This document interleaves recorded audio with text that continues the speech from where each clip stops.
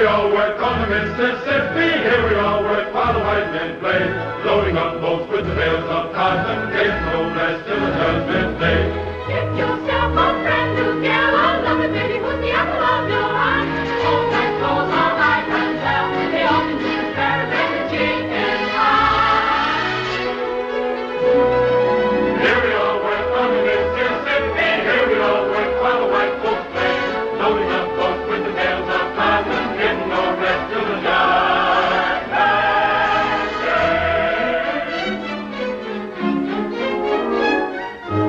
One pretty baby, are there the fairest of the fair, to southern beauty every foe must bow.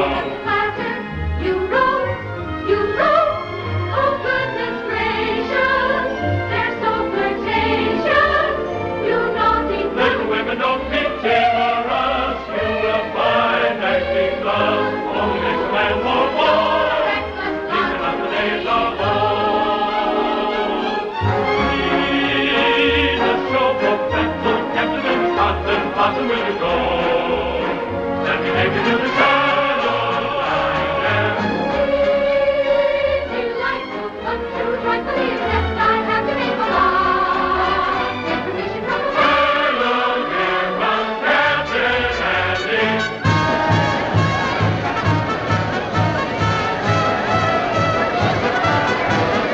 I have got such a wonderful show with the greatest of dramas and jolly comedies. Stephen Baker, the handsomest leading man, and beautiful Julie Laverne as well. Captain Blossom, Captain Andy's floating show. Thrills and laughter, concert after, everybody's sure to go. Captain Blossom, Captain Andy's floating show. Thrills and laughter, concert after, get younger and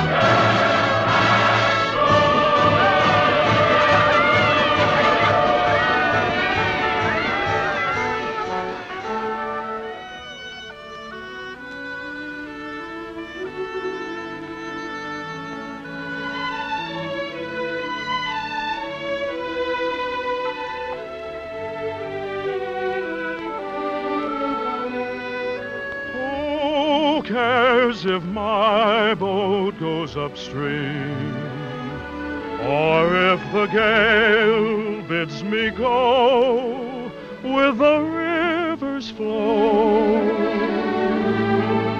I drift along with my fancy. Sometimes I thank my lucky stars, my heart is free. And other times I wonder, where's the mate for me? Hello. How do you do? Are you an actress? Oh, no, but I'd give anything if I could be. Why? Well, because you can make believe so many wonderful things that never happen in real life. Well, if you like to make believe one thing, why can't we make believe we know each other? The game of just supposing is the sweetest game I know. Our dreams are more romantic than the world we see. And if the things we dream about don't happen to be so, that's just an unimportant technicality. Oh, the cold and brutal fact is, you and I have never met. We need not mind conventions, P's and Q's. If we put our thoughts in practice, we can banish all regret. Imagining most anything we choose, we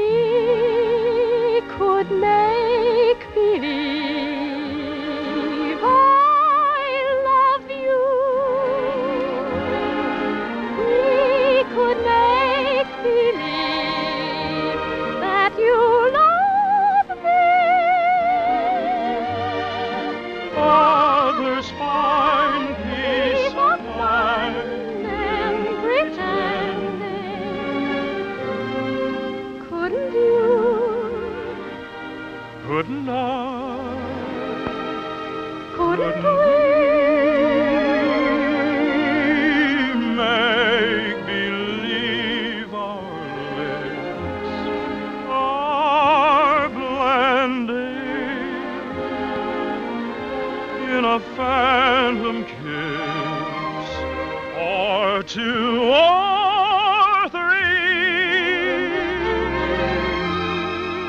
I'd as well make believe I love you.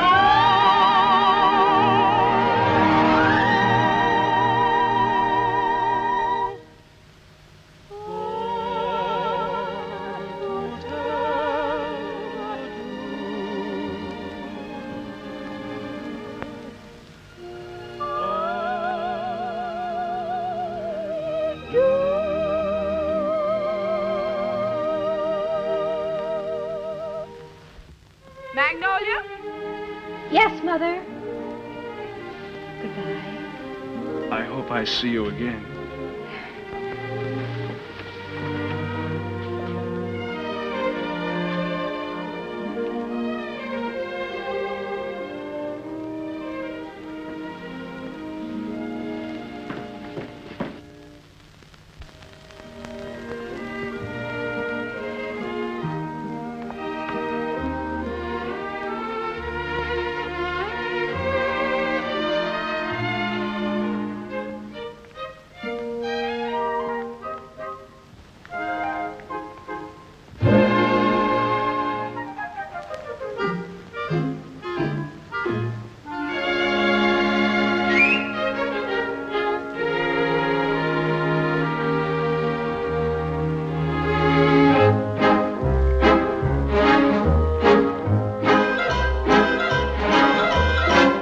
Upon the wicked stage ain't ever what a girl supposes. Stage door Johnnies aren't raging over you with gems and roses.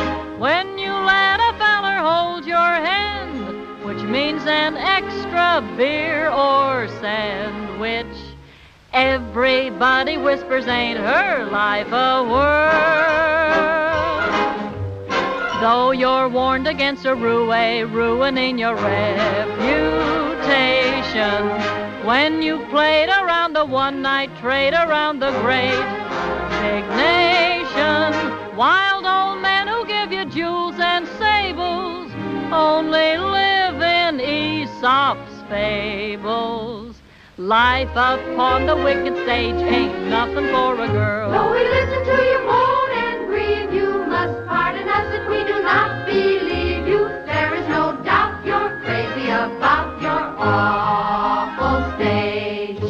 Life upon the wicked stage ain't never what a girl supposes. Stage door Johnnies aren't raging over you with gems and roses. If some gentleman would talk with reason, I would cancel all next season. Life upon the wicked stage ain't nothing for a girl.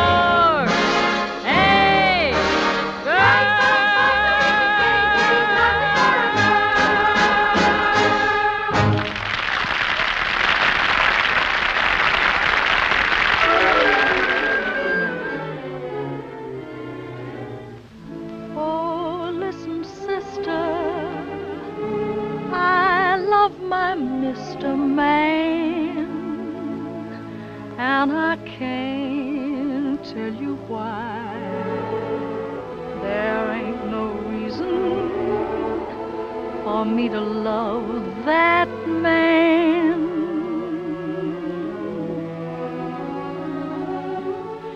It must be something that the angels done planned.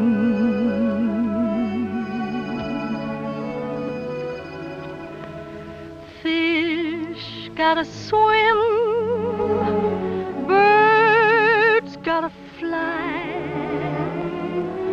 I gotta love one man till I die. Can't help loving that man of mine.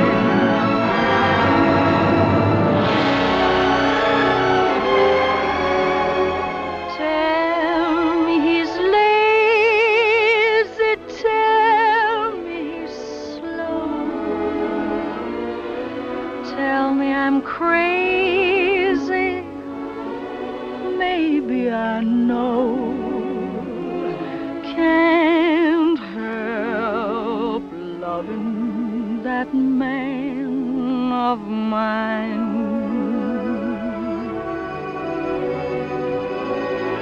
when he goes away,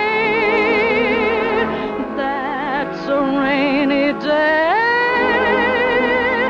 But when he comes back, that day is fine.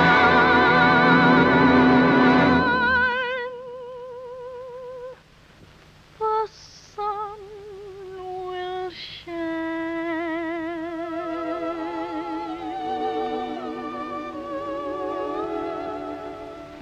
He can come home as late as can be.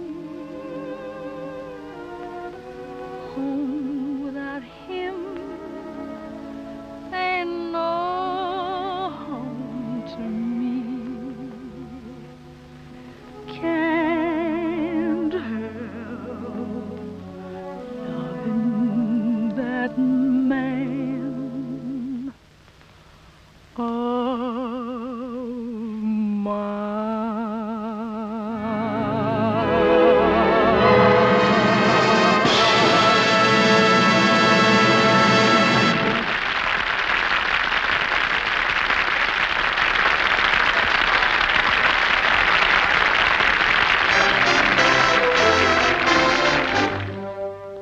Old Man River, that old man River, he must know something, but don't say nothing. He just keeps rolling, he keeps on rolling along.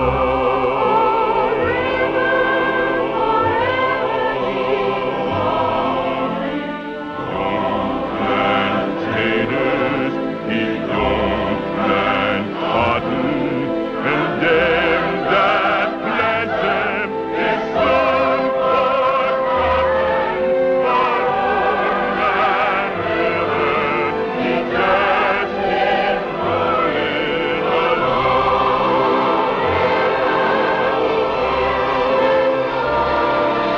You and me, we sweat and strain, body all naked and a rack with pain. Open that heart, lift that veil, get a little rock, and we land in jail. Heart gets weary and sick of crying. I'm tired of living and still dying.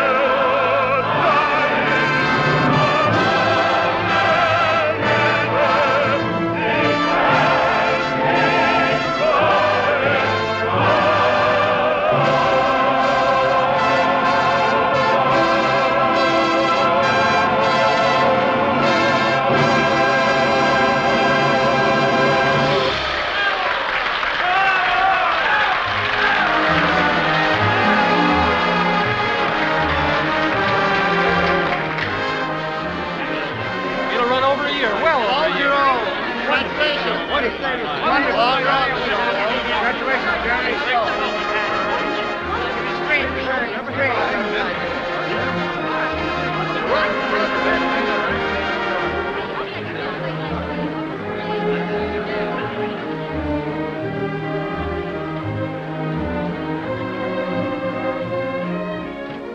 That was a swell show, Mr. Kine. Well, thank you, Joe. Where to? The Waldorf, Mr. Kine? What was that, Joe? That big shindig you're throwing for you. It's down at the Waldorf, ain't it, Mr. Kine?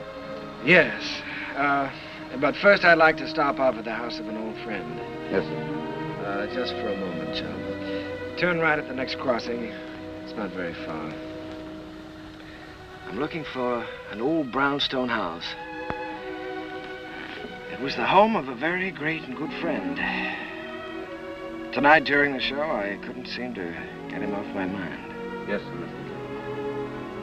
And I'd like to be alone for a few minutes, Joe, before we go down to the Waldorf and face that crowd. Oh, I get you. It's like a minute of silence, something like that, huh? Yes, Joe, something like that. Here, stop here, Joe. Here at the corner? In front of that radio shop. Oh, there it is. See? You mean that lodging house sandwiched in there? Mm-hmm. Well, of course, it didn't have that room to let sign in the window then. And other than that, it hasn't changed very much. Well, the street has changed. Changed quite a bit since I first walked down it years ago. Joe, did you notice this radio shop? Well, that was a bicycle shop the first time I ever saw it. I remember the day very well. It was spring, and I might have been any American kid coming down that street. I had a song under my arm, my hopes were high, and the world was wonderful. I was ambitious, and I was eager, but I needed a little help. I'd been told that the best man to give it to me was a man by the name of Hessler, James Hessler.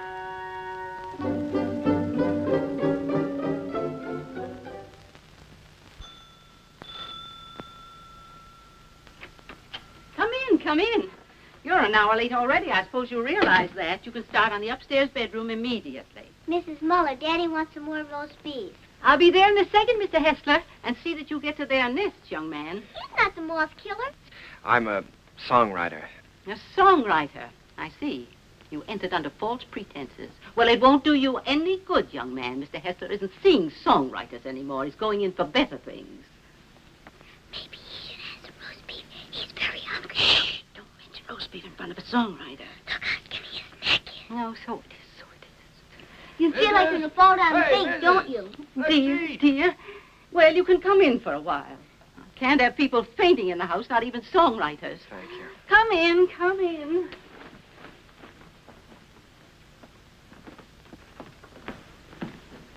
Daddy, he's starving to death. Mr. Hessler? Mr. Max? Yes, I know. Mr. Max Dreyfus of the Harms Company sent you. Written a little tune. He thinks it has possibilities if it's properly arranged. I'm to help you arrange it. Look how skinny his neck is, Daddy.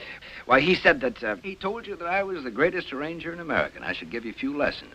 Oh, my friend, he's right. There's only one catch. I've given up arranging. I'm through dressing up silly little tunes for girl shows and beer halls. I'm going to write some real music for a change. Oh, here, Mrs. Set it down here. The trouble with you songwriters is all you ever think about is making money. Here, sit down, have some roast beef. Oh, well, no, thank you. Go ahead, sit down. No, you never think of doing anything big, anything worthwhile, like Brahms or Puccini. No, don't sit down there, please. It's Mrs. Hessler's place, Rester, so we always keep it set for her. Oh, I'm sorry. Yeah, sit down here. No, all you fellas want to do is write sugary little tunes and make a lot of money. Did you ever hear Beethoven's Eroica? Or Mozart's Jupiter? Didn't they do something to you? Great heavens, doesn't genius touch you fellas at all? Daddy's a genius. Yes, Daddy's a genius. No, my friend, in 3 weeks I'm going to England where I can work. I can have some peace and quiet. No mushy little melodies to be fancied up for public consumption. I'm going to write a symphony. Daddy's going to write an opera just for me. Here, go ahead, eat up. Maybe it'll give you some gumption. Well, I'm terribly sorry, Mr. Hessler. I had a big lunch with Mr. Dreyfus just before I left. It was roast beef, too. Yeah, well, Oh, what's the matter? Just because you're not hungry, you don't have to go, do you? Have some brandy with me. Help me celebrate my liberation from mediocrity. Mrs., get a couple of liqueur glasses, will you? Sally, will you show the gentleman into the parlor? I'm going upstairs and see if I can't find that bottle of Napoleon. Have you a song in there? Mm-hmm. I'm taking piano lessons. Daddy wants me to be an opera singer when I grow up. Why don't you write an opera? Well, Sally, I'm afraid I only write the silly little tunes. You know, the ones your father doesn't like. Let me see if I can play your song. Do you mind? Oh, I wish you would. It's very easy. Here.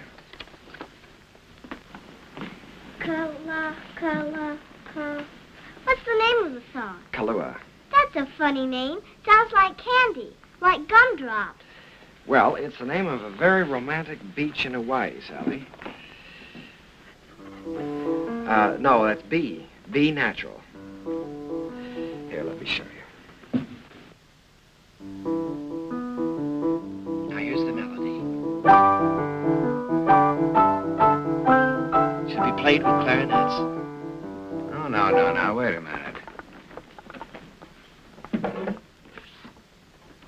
That's not right. You've got to use clarinets to play the vamp. Oh, I was thinking of using brass there. Brass and spoil your finish? Good heavens, man, you've always got to save the brass for the finish. Oh. Well, what do you think? Think? I know. This is a romantic song. Sit down. It's sentimental.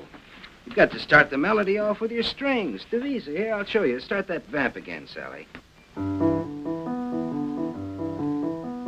It's perfect for clarinet, see? Now then the strings enter. Devisa. Did you hear how wonderful that is?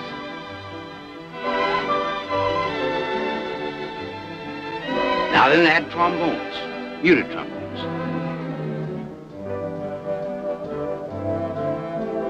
That's great, can't you just hear that? Sally?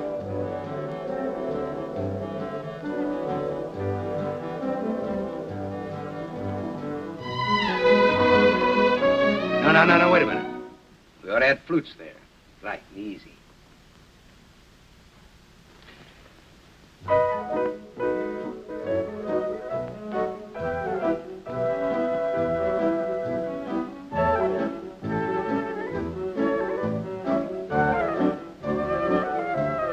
Now then add your brass. Your strings, too.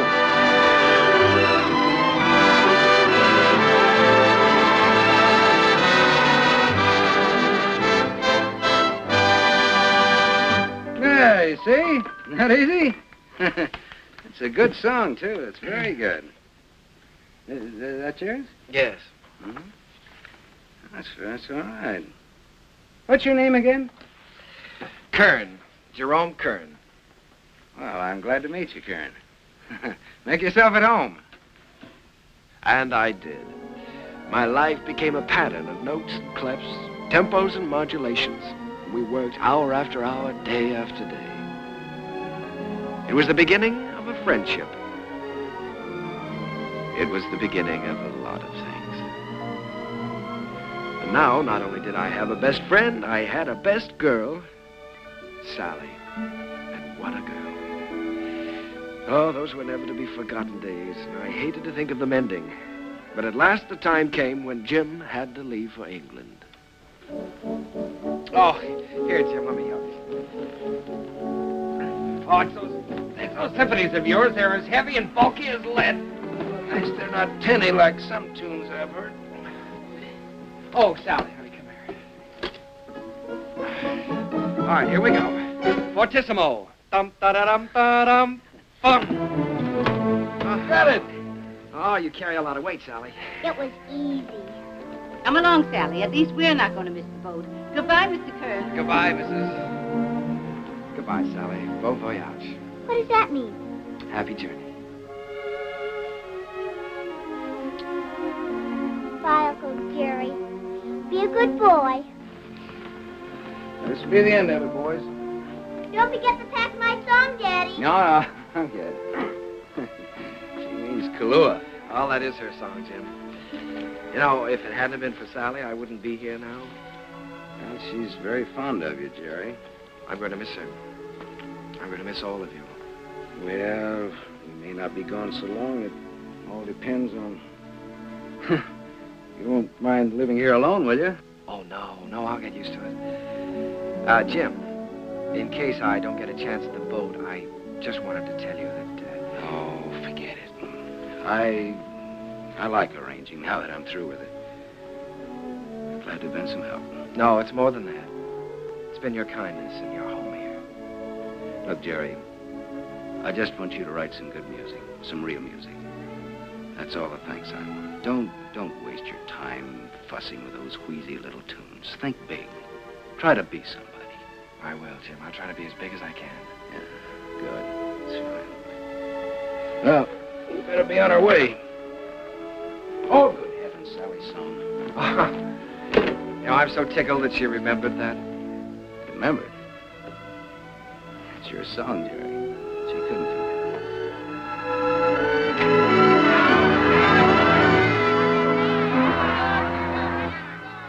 I stood there watching that boat pull out of the harbor, and I was lonelier than I'd ever been in my life. I walked through the days that followed, from office to office, theater to theater, always getting the same discouraging answer. The big hits were all English or European, and the local talent just didn't seem to have a chance. Broadway was closed to an American. From 23rd Street to Times Square, they were all playing Follow the Leader. And the leader was Charles Frohman. He's with Keller, Cecil Keller, the English composer. Mr. Frohman's not interested in American songs at the moment. He's leaving for England in a few weeks. Good day. How do you do? My name is Kern, Jerome Kern. Oh, yes. How do you do, sir? I see you have the deeds with you. Mr. Frohman's very anxious to see them. Deeds? You're the man from the real estate office, aren't you? No, I'm a songwriter. These are some of my songs. Your name isn't Kernan? No, Kern, Jerome Kern. I'm sorry. Mr. Frohman hasn't a minute to waste. I'm afraid I must say good day. Well, now, maybe sir. if he'd listened to one of my songs, I have one that could be made very English. Good day, sir.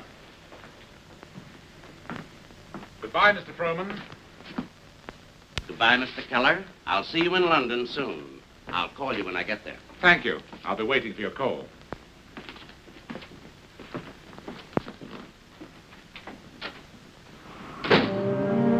I made up my mind that I was going to try to write music with an English accent. So I sailed for London. I wish I could say with flags flying and my courage high.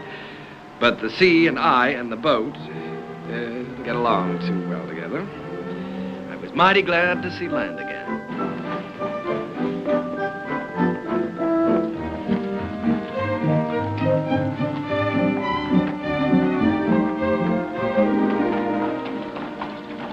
Excuse me, could you tell me where Mr. Hessler lives?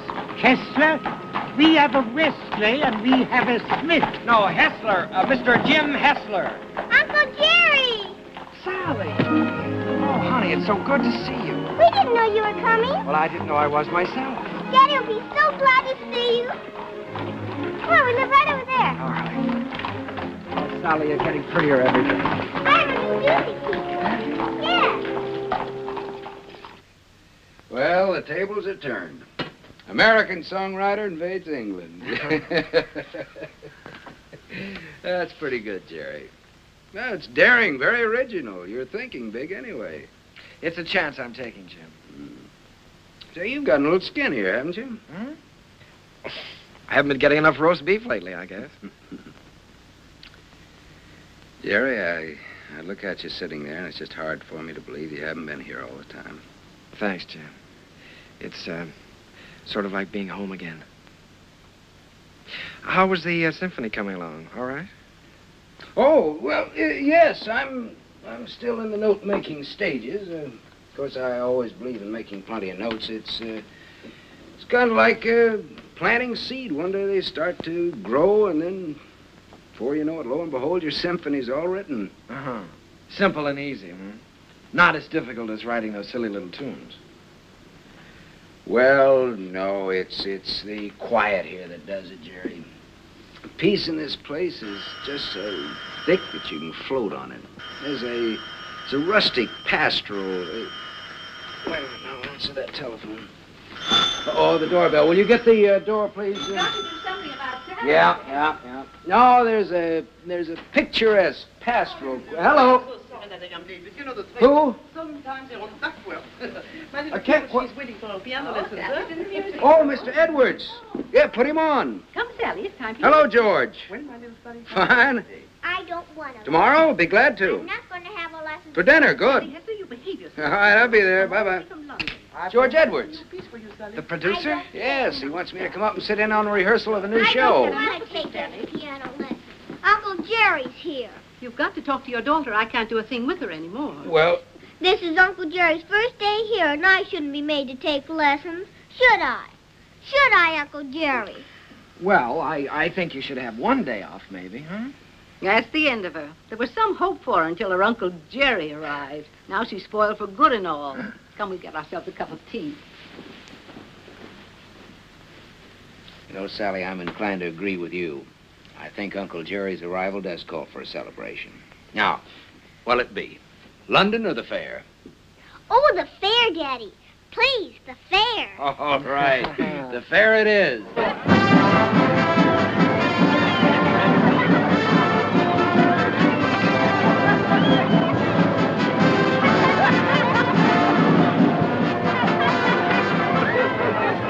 How do you do, my lady? How do you do? Hey, you all welcome to try your light. Not see this thing back here.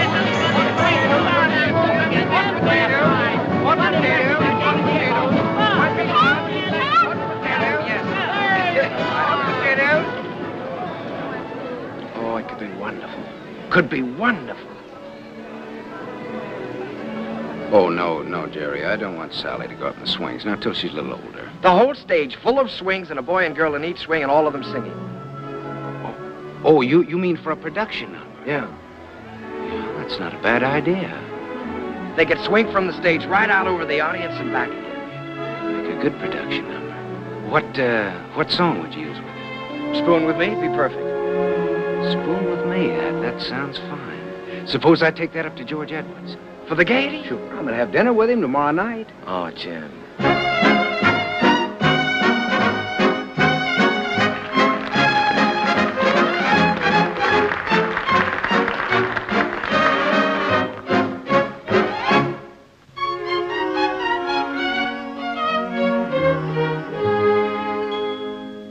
I don't know why I am so very shy. I always was demure. I never knew what silly lovers do. No flirting I'd endure. In all my life I never kissed a man. I never winked my eye. But now at last I'm going to break the ice. So how'd you like to try? How'd you like to spoon with me? I liked. How'd you like to spoon with me? Well, rather. Sit beneath an oak tree, large and shady. Call me little Tootsie, Woodsy baby. How'd you like to wag and squeeze? Indeed, I would. Dangle me upon your knee. If I could. How'd you like to be my lovely darling? How'd you like to spoon with me? What a daisy.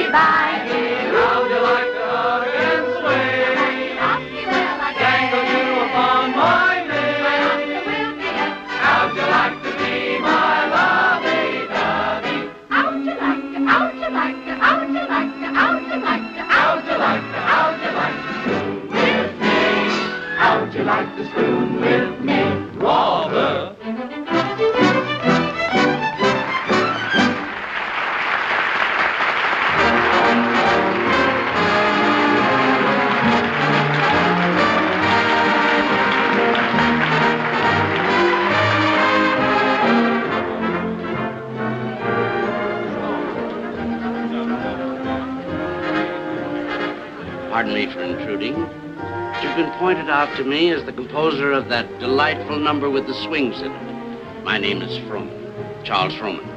Mr. Kern, I want to congratulate you. Froman. I'm sorry, sir. It isn't my number. My name isn't Kern. There's Mr. Kern, sir, down the bar bit. That gentleman there? Why, he can't be the composer. It's him, sir, sipping sherry. And a very nice gentleman he is, too, sir, for a musician. Mr. Froman, I have something here which I know you'd like. It's a beautiful number with parasols, with all sorts of parasols.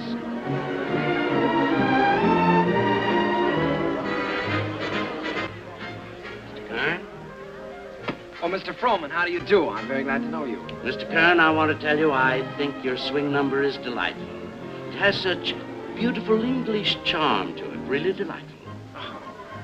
Oh, by Jove, Mr. Froman, that's rather nice of you. It's a pleasure to know you, Mr. Kern. You know, you fellas over here have a style all your own, as English as the scent of the May blossoms. Would you join me in a glass of sherry? Righto. Miss.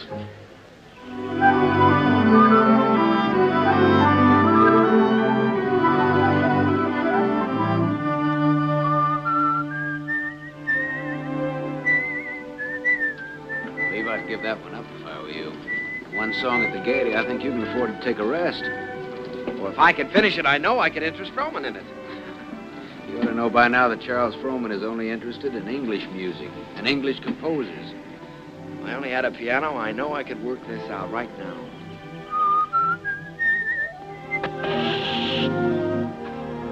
Flat. Well, it looks like you do have a little work to do.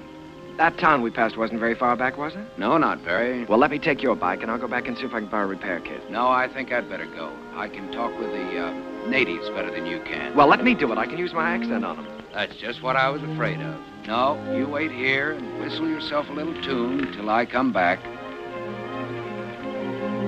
Make sure you can find this place again. I'll find it.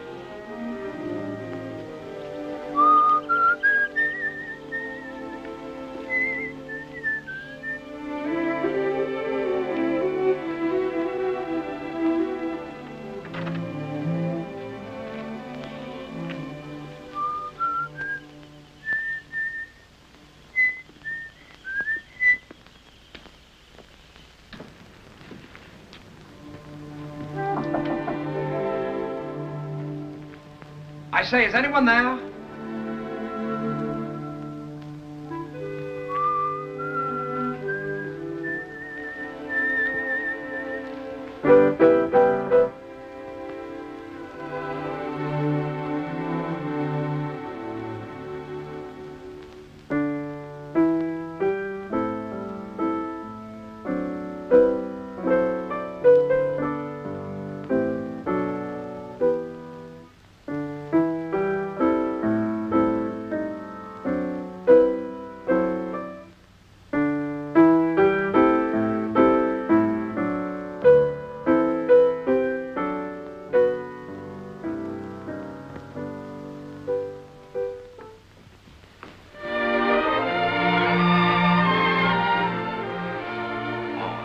How do you do?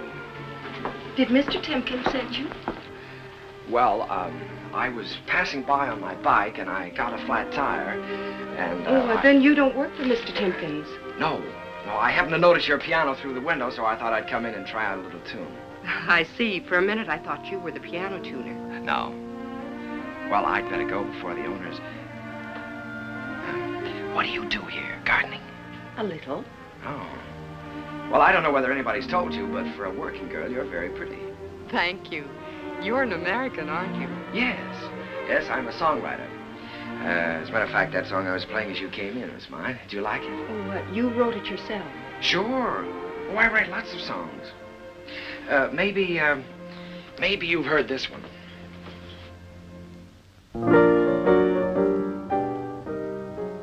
Why, that's from the Gaieties. Everybody's singing it. Uh-huh. Now, this is the one I was working on.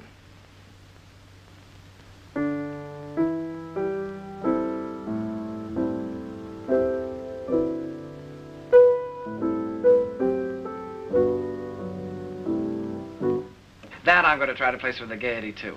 Of course. I would if I were you. Don't you believe I wrote these songs?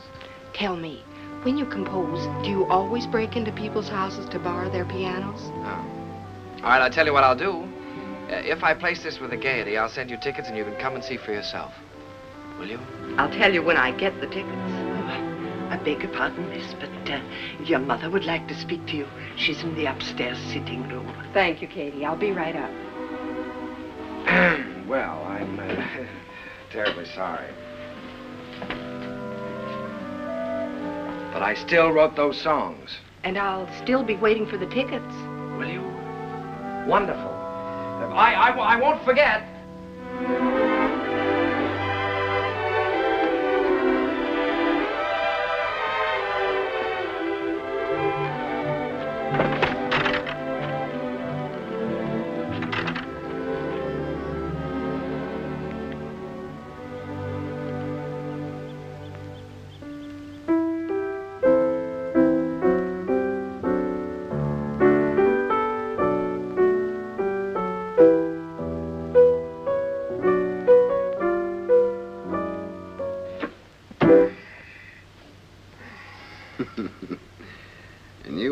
lad who wasn't going to fall in love with anybody for a long, long time. Well, this girl is different. Sure, I know. Well, now, don't joke about it. It's serious.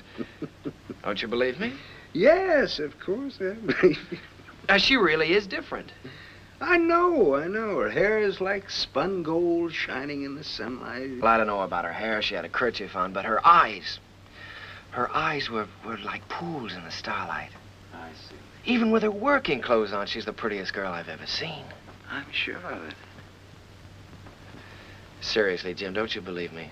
Yes, Jerry, I believe you. It's spring, isn't it? And tomorrow morning, I think I'm going to give you a great big dose of sulfur and molasses. Good night.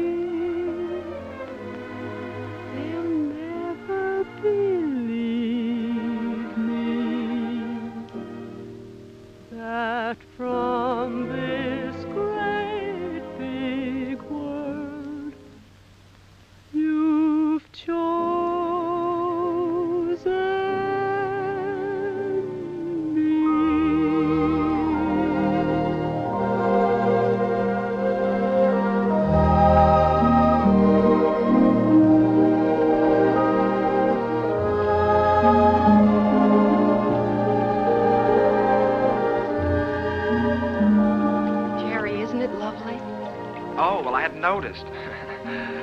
When I look at you, I can't seem to see anything else. Oh, writing songs again. Perhaps we better stop and have lunch. All right. You can move in under those trees there. Isn't it a beautiful day? Beautiful. Now, let's see. You've seen Westminster Abbey and the Tower of London, and you've seen Buckingham Palace and Hampton Court. Maybe there's something I can tell you about this place. Eva, let's drop the history course for a while. Do you mind? Not that it isn't interesting, but, well, there are a few things I'd like to know about you, too. Well, all right. What would you like to know about me? Oh, just the ordinary things. Things you like and things you don't like. And where you went to school, and who was your first beau, and what you want out of life. That's a tall order. Where shall I start? The things you like. Oh, I guess I like what everyone likes. I like books and picnics and dancing and music. What about musicians? Oh, certainly musicians. And what do you want out of life? Oh, I guess again what everyone wants. Happiness. Have you ever given any thought to getting married? Why, of course. Doesn't everyone? Are you set on any particular type of man? I have been at different times. When I was 16, I desperately wanted to marry the star cricket player at rugby. And now? Now? Oh, now I don't really know. Except that he must have a sense of humor, and he must be kind, and he must be intelligent and good company. And of course, he must love me very much. Well, I know somebody with at least one of those characteristics. Someday I'll tell you all about it. Oh, good afternoon, good afternoon, good afternoon. And how have you been this afternoon? Well, I'll tell you how I've Oh, been. that's I've been so. looking Never all mind, never mind. You feel wonderful. You feel great. How could you be otherwise after such a beautiful day? Tell me, my friend, how is your knowledge of English history? English history? Did you know that London happens to be the largest city in the world? Yes, I know that. Did you know that within the county of London there are 14 road bridges that cross the Thames? Now, there's the Waterloo. There's You the don't say. Sounds dull, huh? Well, it's far from dull, my friend, when your history teacher is as beautiful as all the sirens of history put together. Did you know that all the swans on the Thames belong to the King of England? No, fancy that. And the male swan is called a cob. Well, what does that get? And did you know that when you walk into Hampton Court, you're walking right straight into history? Oh, my dear friend, you have so many things to learn about England. Have you ever heard of a man named Charles Frohman? Frohman. Well, now that's a familiar name. The face escapes me. How can you talk about Frohman when I'm talking about love? Oh, so that's been the theme of this little dissertation. Yes. Well, I'm glad you informed me. Oh, that's all right. Because the next time Frohman's office calls, I'll tell him that you're too busy to be bothered. Yes, you tell them that I'm too busy.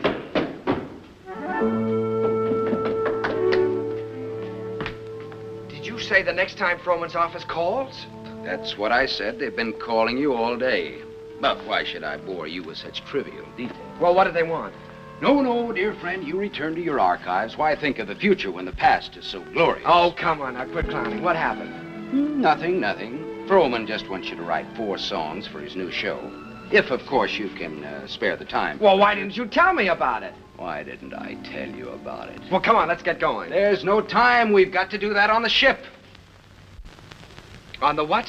On the ship. We're sailing with Charles Frohman tomorrow. We have to start rehearsal in 6 weeks in New York. Oh, Jim, Oh, nothing. Look, Jerry, this is the chance you've been waiting for. Well, you certainly are full of surprises. I thought you'd be up in the clouds. I feel like I've just been yanked out of the clouds.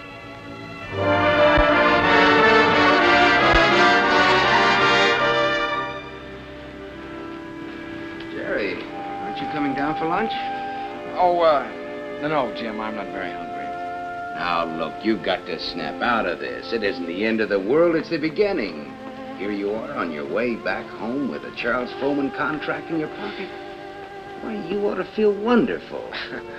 I know it. That's what I keep telling myself. You go back to England. If I just could have seen her once more.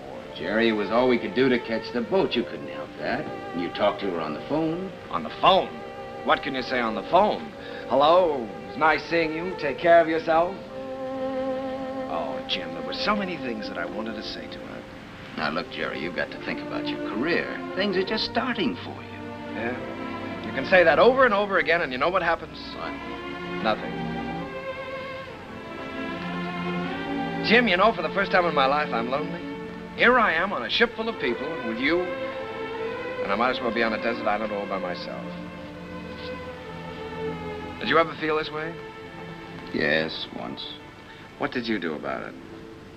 I married the girl. Oh, hello, Mr. Frohman. Hello there. Been looking for you two. You weren't down to breakfast? No, the first day out is always a little rough on me. I know. Good Englishman should have his sea legs by now. Come and have lunch with me. Mr. Frohman, there's something I must tell you. I'm not an Englishman. Mr. Kern, there's something I must tell you. I never thought that you were. At least not after the first 15 minutes. Matter of fact, I'm very proud to be able to present a new American composer to Broadway. Thank you, Mr. Frohman. I have a lot of faith in you, Jerry. Just received a wireless from Julia Sanderson. She's accepted the part of the girl from Utah. Wonderful. Now I've got to have a great song for her. If it's a love song, he's got one.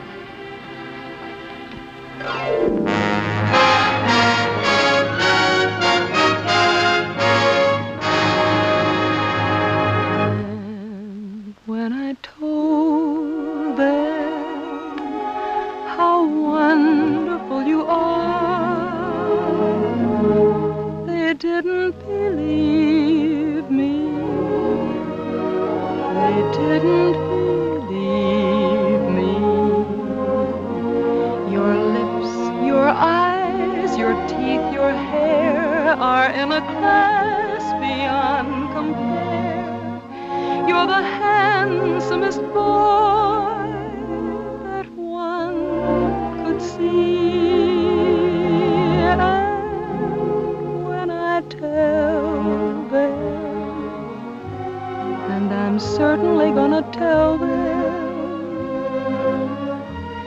that you're the boy whose wife one day I'll be. They'll never believe me. They'll never believe me that from this great big world you've chosen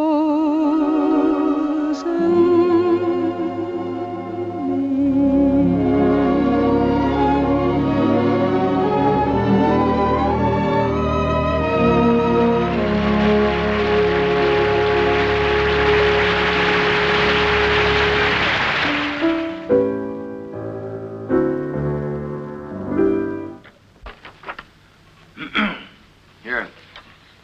I've got the Clouds number worked out pretty well now, huh?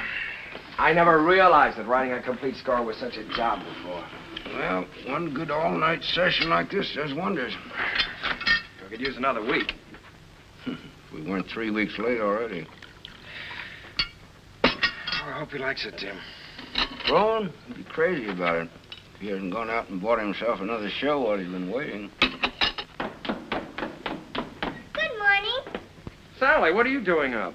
I'm going to have my breakfast. Right.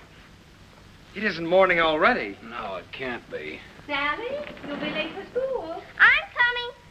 Say, Jim, don't you think I better call Froman's secretary and get an appointment? You better call him at home. It's a little early.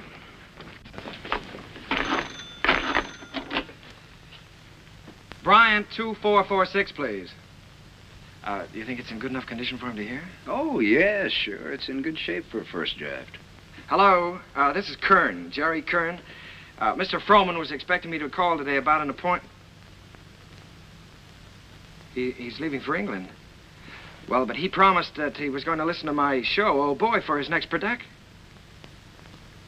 Sales today. Oh, all right, thanks. Well, that's it. He's gone over to buy himself another English show. Well, he can't. No? No, he can't. We worked like dogs on this score, Jim. And I had all my plans made, too. After he bought it, I was going to jump the next boat for England. I'd forgotten about that young lady. Wait a minute. I've got an idea. My passport is still good. Why don't I take the same boat he's taking today? Wonderful. Get him on board ship and he can't get away from you. That's right. Then I can sell him the show. Wonderful. Then I can go and see Eva. Sure. You can get married. Well, yes. Probably have to ask her first. Well, that's an idea. Well, I'll go and phone the steamship company. Right. I'll go back. Driver, you think you can make it all right? If we get a break in traffic and the old engine holds out. Oh, Uncle Jerry. Jerry, come on now. We've only got a few minutes. Jerry, if you want to miss that boat, come on here.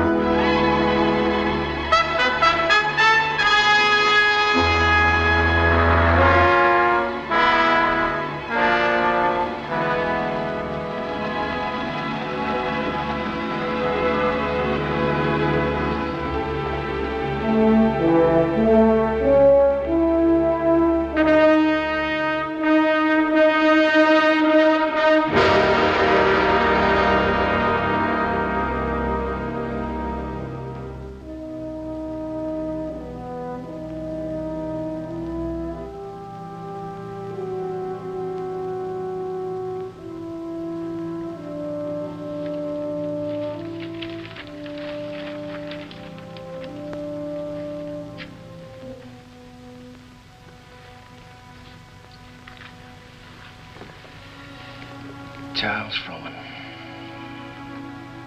It's like watching an era crumble in front of him. The theater's gonna miss him. Yeah? You were very lucky to miss that boat, Jerry. Seen Max around? Oh, hello, Jim. Victor? No, I think he went over to Comstock and Elliott's. What a terrible tragedy. Yes, it's unbelievable. Jerry and I were just talking. Jerry, you know Victor Herbert, don't you? This is Jerry Kern, Victor. How do you do, Jerry? It's a great honor to meet you, Mr. Herbert. Charlie Froman spoke of you quite often. He had great hopes for you. Well, he was very kind. He liked you. But more important, he respected you. And it's easy to see why. You've got a song to sing. Thank you, Mr. Herbert. Look down at that city, Jerry. It's made up of millions of people. And music has played a part in all their lives. Lullabies, love songs, hymns, anthems. Must be pretty wonderful, Mr. Herbert, to realize that people you don't even know and never will know are singing your songs, and all of them asking for more of the Victor Herbert music. It makes me feel grateful, Jerry, and very humble. One of these days you'll find out yourself how it feels. What is it my publishers call me? The Dean of American Music. Well, I think you're going to be the next dean. One thing I must admit, you've got a better figure for it. Keep writing, boy. Don't let anything stop you. Good night. Good night, Mr. Herbert. Night, Victor. Good night, Jim. Good evening, Mr. Herbert. It's a deal, gentlemen. Congratulations. Comstock and Elliott are going to produce Oh Boy. Max just sent me over with the check. What's the matter? Aren't you fellas happy? Yeah, we're happy. Thanks. Turn out those lights again, will you?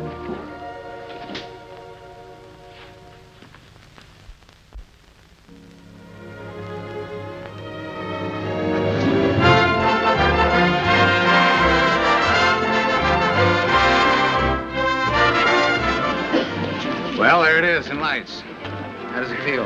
Well, it feels pretty good. If I could just get rid of some of these butterflies in my stomach. How do you feel? Well, I've got a little butterfly trouble myself. I suppose you think we're standing in front of the theater on 39th and Broadway. No, what do you take me for? This isn't 39th and Broadway. This is the top of the world. Pretty nice world, isn't it? Yeah, it's great. It's wonderful what a difference seeing your name in lights can make, isn't it? Come on, we better go in or we'll miss the show.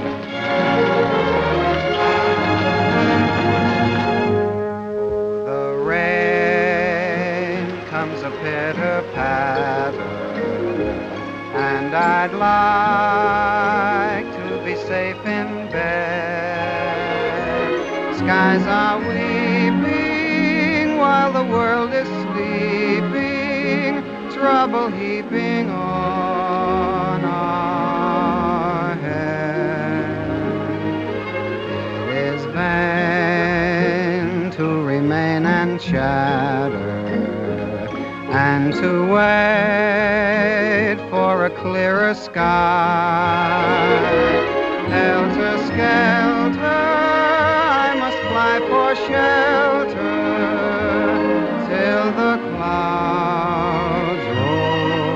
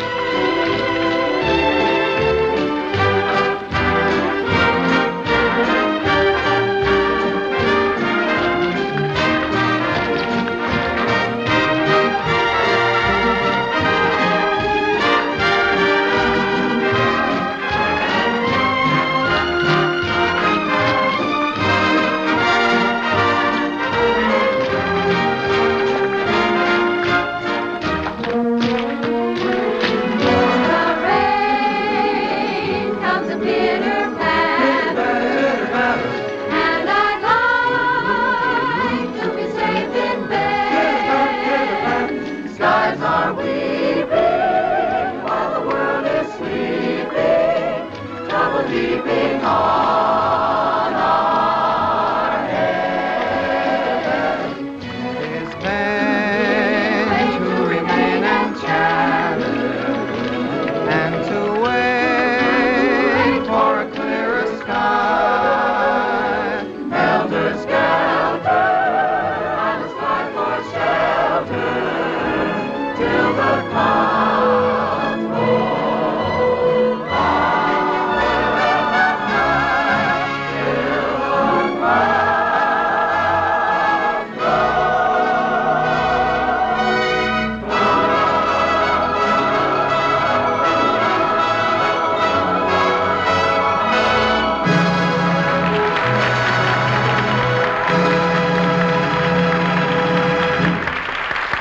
Well, this is it, Jerry. You're in, my boy. Listen to that applause. That's for you. Don't wake me up. Don't anybody wake me up. Figured out how you're going to spend your money yet? Well, for one thing, I think I'll buy an interest in Harms. For another, You think you might take a little ocean voyage? Well, good luck. I don't see how she can possibly say no. well, that's what I'm worried about. I'm afraid she is going to say no, Jim. You know, I can't get her out of my mind. She's... Yeah, I know. I've been through this before.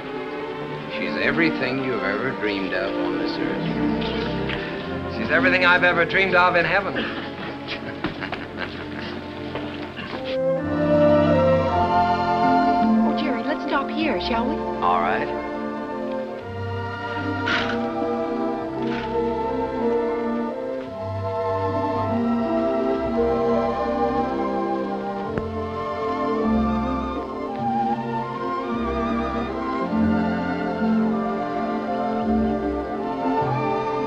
Jerry, Hmm?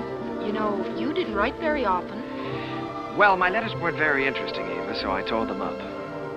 As a matter of fact, you didn't write very often yourself. A lady doesn't correspond with a gentleman, unless it's a reason other than a personal one.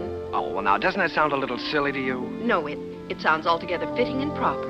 Oh. Want to fight? A lady doesn't fight. Well, what does a lady do? Oh, you're impossible. Well, you're right. If I were you, I'd have nothing to do with me. In fact, if I were you, when I ask you to marry me, I'd say no. Just on the grounds that a lady never says yes. Now, see here. Are you going to ask me to marry you? Might, with a little encouragement. A lady doesn't... In my country, if a lady wants to be asked, she has to be encouraging. In my country... In your country? What in your country? Well, there are proper ways to go about such things in every country. Oh. Well, then let me put it this way. From the very first moment I saw you, when you walked in from the garden, I knew that out of all the women in the world, I'd finally found the right one, the only one. I wanted to tell you then. I wanted to say, hello, funny face. I don't know your name or anything about you, but I've loved you all my life. You were my first school teacher, my first date, the first girl I ever kissed, and everything in the world to me. You see, I recognized you immediately. You thought all that? That's right. I stood there thinking that, wondering what you'd do if I kissed you. What would you have done? What would you do now?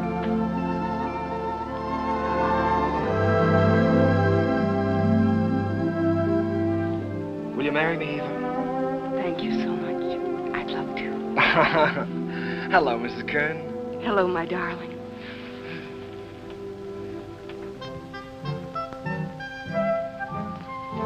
They're here, Daddy. They're coming up the steps. Welcome home. Jim! What, you old fox, you really did it this time. Nothing, my boy, nothing, just a little gesture. Jim,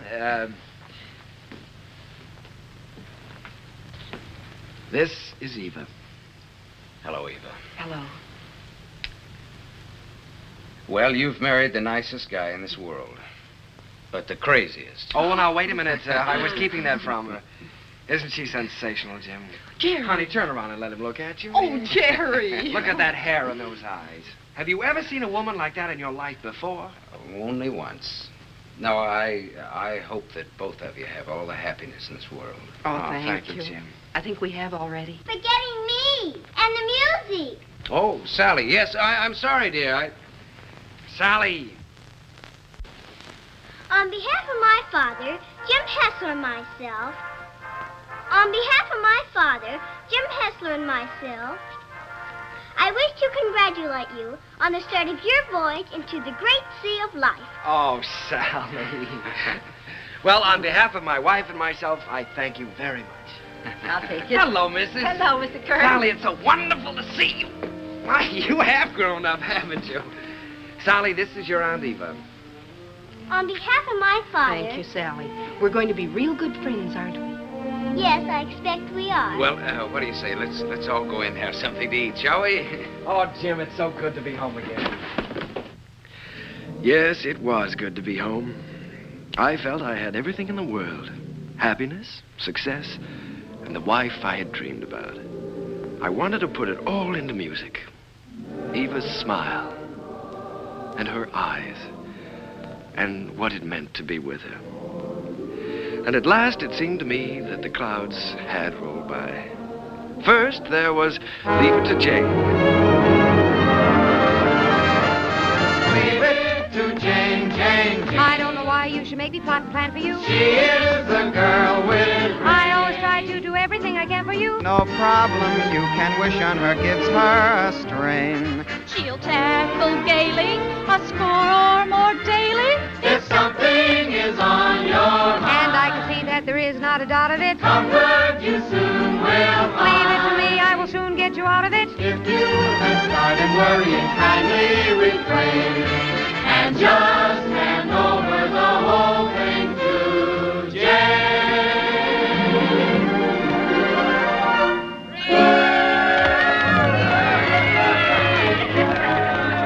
Well, Jane, why don't you tell us how you do it? Yes, come on, Jane, tell us. Oh, but it's really very simple. I just study up on the famous women of history. You mean like Lucretia Borgia? Well, no, not exactly. Listen. In days of old, beside the Nile, a famous queen there dwelt. Her clothes were few, but full of style, her figure slim and svelte. On every man that wandered by, she pulled the Theda Bara. And everyone observed with awe that her work was swift, but never raw. I'd be like Cleopatra if I could have my way. Each man she met, she wed and kissed, and she dozens on her waiting list. I wish that I had lived there beside the pyramid. For a girl today don't get the scope that Cleopatra did.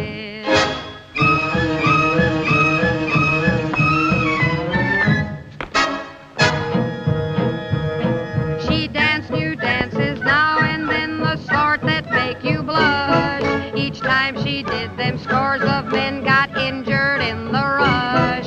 They'd stand there gaping in a line and watch her agitate her spine. It simply used to knock them flat when she went like this and then like that.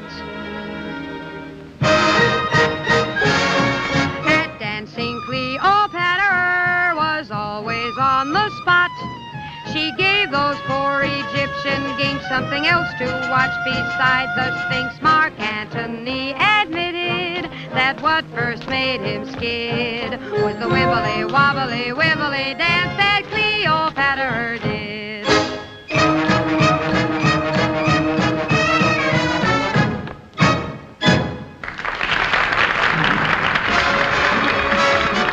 Leave it to Jane, Jane, Jane. She is the girl with brains. No problem you can whip her, give her a string. You'll tackle gaily, a score or more daily. If something is on your mind, comfort you soon will find. If you have started worrying, kindly refrain. Don't you bother, don't go to your father. Leave it to Jane, Jane, Jane, Jane, Jane. Turn the whole thing over to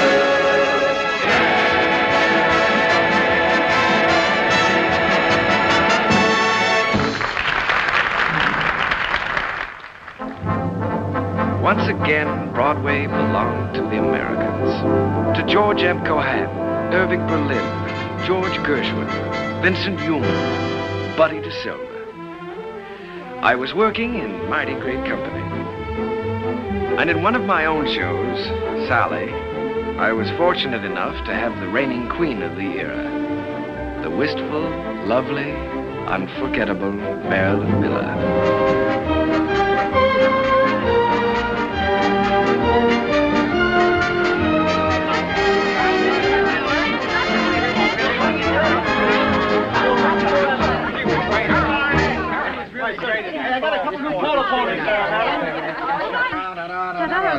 All right, Larry, thank you. Hazel, my dress. I have it right here. We're going to have to hurry. How's it going? Oh, my goodness. I was never so nervous in my life. Did you see me trip? Oh, you are nice.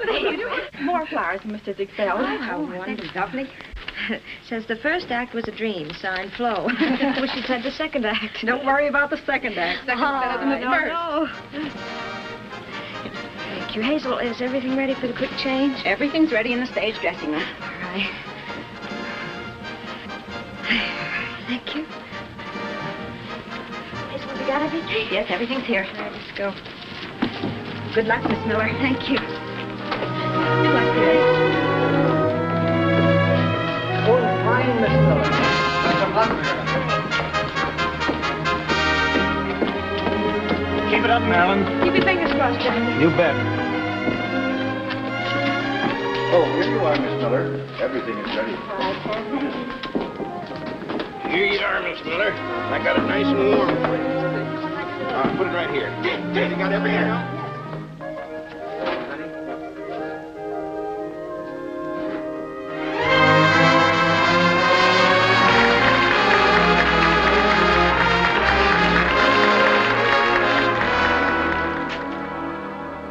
As I wash my dishes, I'll be following a plan till I see the brightness in every pot and pan. I am sure this point of view will ease the daily grind, so I'll keep repeating in my mind.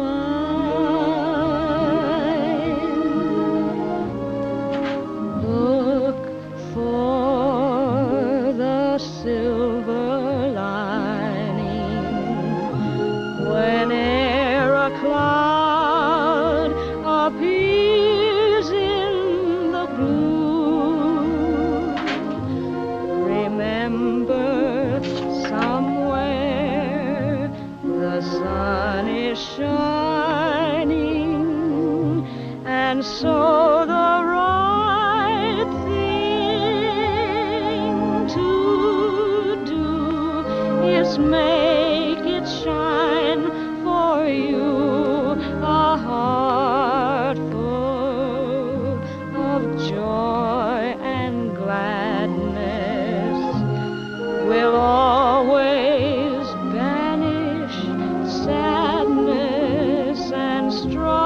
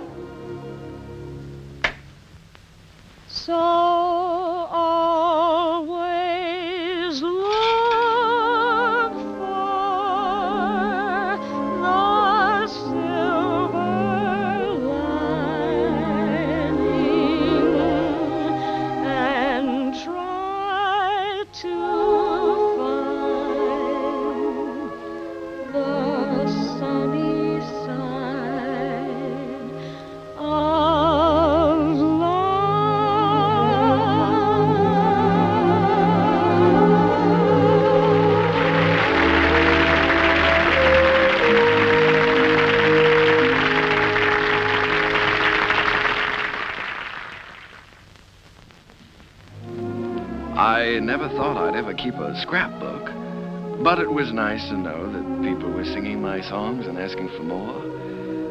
Night Boat, Good Morning Dearie, the Ziegfeld Follies. Curtains went up, curtains came down, and I think I got to look a little more like a musician. Eva grew lovelier with every passing year. Our life was rich and full and very satisfying. And Jim and I, well, we grew a little grayer, a little more settled perhaps. He was still working on his symphony, or so he said. But on the whole, the years didn't change as much. However, they certainly did change Sally.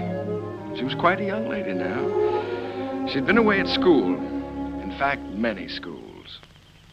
Well, Sally. Hello. Darling. Well, Sally, I thought you were at school. Well, I was. Oh. What happened this time? I just can't stand that school anymore, Uncle Jerry. I've left, and I'm not going back. What does your father say about that? Well, he hasn't said anything yet. He doesn't exactly know. You see, I just left there this morning, and I came right out here to talk to you. Oh, Uncle Jerry, I had to leave. I hated it so much I couldn't eat or sleep or anything. This is the third school you've left now, isn't it, Sally? Yes. Well, now, it seems to me that you ought to be able to make a go of one of them. Oh, I just don't seem to fit in very well. The kids all seem so... Oh, I don't know. All they're interested in are parties and clothes. They seem to think that's all there is to life. Oh, Uncle Jerry, I wish you'd talk to Dad for me. He'll listen to you. Well, Sally, you know your father isn't well. Then I ought to be home where I can take care of him. You ought to be at school completing your education.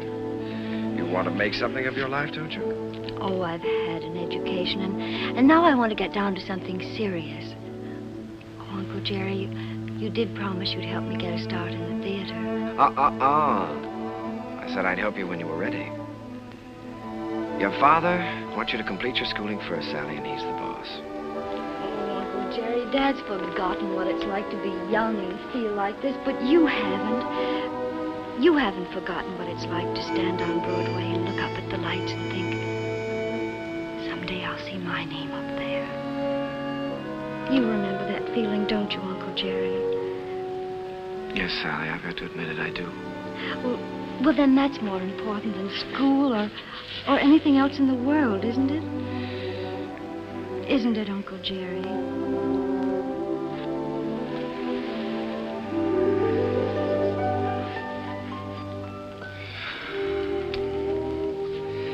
It's the third time, Jerry. Yes, I know. Maybe we shouldn't have made her go back before. After all, if she hates it so much... Oh, Jerry, you can't keep on running away from things all your life. It's time Sally found that out. Well, you can't live another person's life for them either, Jim. It isn't fair. Sally's grown up now, and I think she ought to be allowed to do what she wants to do. I want her to finish her education and get a chance to finish mine. I always said that any kid of mine was going to get the right start in life. Well, what's right for one person isn't always right for another, Jim. You know that. Jerry, the trouble with that girl is she's just plain stage-struck. She comes by that honestly enough, doesn't she? Remember how we used to pound the sidewalks and knock on doors? Nobody could stop us. Goodness only knows enough people tried to. Remember how thrilled we were when we finally realized we were in? So what right have you or I to interfere with Sally? Yeah. Well, what are we gonna do, Jerry? I'd give her a part in Sunny. So cast. Part of Gwen hasn't been cast yet? Gwen, well, it's only one line. Gwen is going to have a song. The doctor's here, Mr. Hessler. Oh, fine, Miss. Doctor, I'll be with you upstairs in just a minute. Good evening, Mr. Kerr. Hello, Doctor. You know, when you get to be my age, you start collecting pills. Well, Jerry, I hope that works out all right.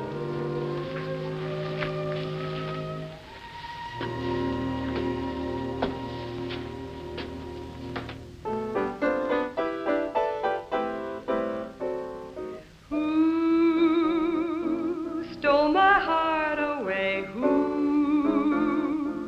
makes me dream all day? Dreams I know can never be true. Seems as though I'll ever be blue. Hello, Mr. Hammerstein. How are you? Very well, Miss Miller, and you? Fine. Hello, Oscar. Jerry. This is a charming number. I was just telling Jerry how much I liked it. What a fine lyric you've written. Oh, thanks. Jerry, I've just been talking to Mr. Dillingham, and he thinks that Who should be a big production number instead of a solo, and that, of course, Marilyn ought to sing it. Oh. Well, then, of course, we'll have to do it. It puts me in rather a tough position, though, Oscar. After all, I did write it for Sally. I know you did, Jerry, but we'll give Sally something else. Oh, she's going to be awfully disappointed. It's a wonderful song, and I'd love to sing it, but I hate to take it away from her. Well, it's for the good of the show, Marilyn. I think you're right, Oscar. Have you thought, though, how you're going to tell Sally? It's not going to be easy. Oh, I thought you should tell her, Jerry. Oh, I was afraid you would. Well, after all, you know her so well, it shouldn't be too difficult. Well, it would be a lot easier if I didn't know her so well. Would you like me to tell her? I'm sure she'll understand. Would you do that, Marilyn? Certainly. Ask her to meet me in my dressing room. And don't worry. Thank you, darling. But Uncle Jerry wrote that song for me. I know. And I know how disappointed you must be, too. But, Sally, disappointments are part of the theater, and you've got to be able to take them. Well, the very same thing happened to me in my first show. I had to give up my song to the star. I think I felt pretty much as you're feeling right now. Then I think it's a pretty low, miserable trick for you to pull on someone else. Sally, listen to me a minute. This is your first show. You're just starting. And there are going to be a good many songs and a good many shows for you. It may be difficult for you to understand now, but one day you'll realize you've got to give and take, whether you like it or not. I'll never take a song away from anyone else, especially if it's their first real chance. Oh, Sally, please don't put this on a personal basis. I don't want to take the song away from you. Then why are you doing it? Mr. Dillingham thinks it's best for the show. And what's best for the show is more important than what I want or you want or any personal feelings involved. Don't you see that, Sally? Yes, I see it all right. You're trying to take my song away from me, and you aren't going to get away with it. Uncle Jerry wrote that song for me, and I'm going to sing it. I don't care whether you are the star. You're not going to take it away from me. Sally! She can't have my song, Uncle Jerry. Don't let her talk you into it. I don't care what happens. She can't have my song.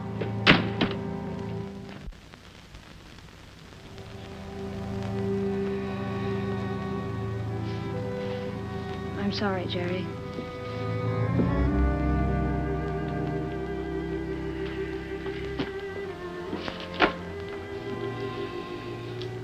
What is it, Sally? Am I still in the show, Uncle Jerry? If you want to be, you won't have a song, though. He took my song away from me, the song you wrote for me. Sally, there's a little thing called For the Good of the Show. Apparently the show didn't seem very important to you this afternoon. Not important. You didn't care what happened to the show just so long as you got your way. The theater doesn't work that way, Sally. Nothing works that way. I learned something today. I suddenly realized that you're not ready for the theater yet. Not ready. No. All you have to offer is a small talent, a great deal of conceit, in return for which you want success.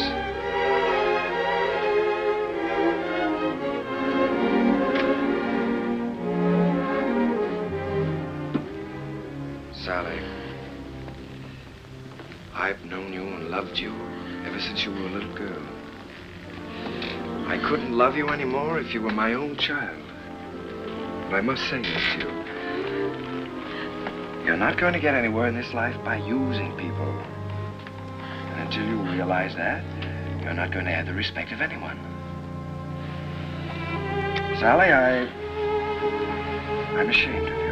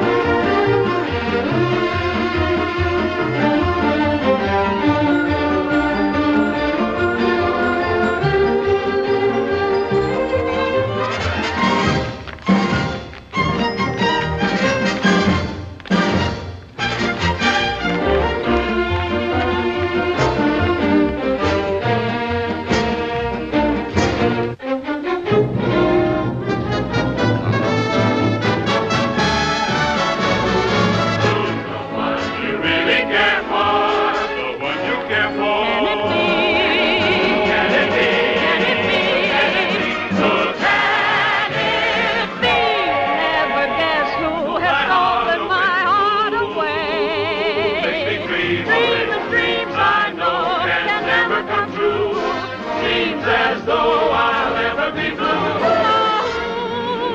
Who means my happiness? Who would I answer yes to?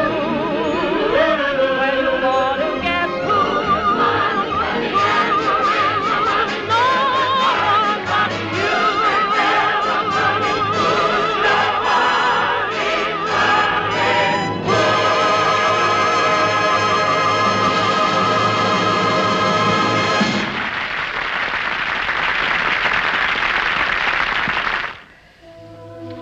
Hello? Yes, Miss Mullen. Did you send for the doctor? Is Sally there? Oh. Well, you be sure he stays in bed, Miss Mullen. I'll be right over.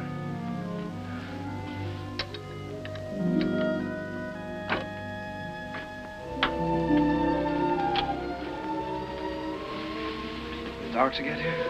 He's upstairs in Mr. Hessler's room.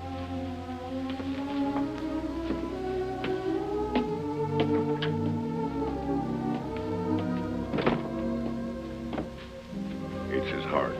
I wouldn't stay very long. Mr. Hessler could use a little rest.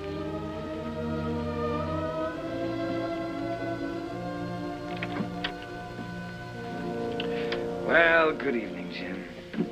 Oh, Jerry. We missed you at the theater tonight. How are you? Sally's gone, Jerry. Yes, I know. Mrs. Muller told me. She didn't come down for dinner, and so went up to her room.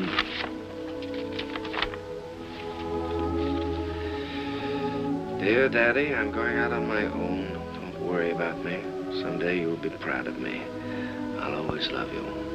P.S. Tell Uncle Jerry I still love him.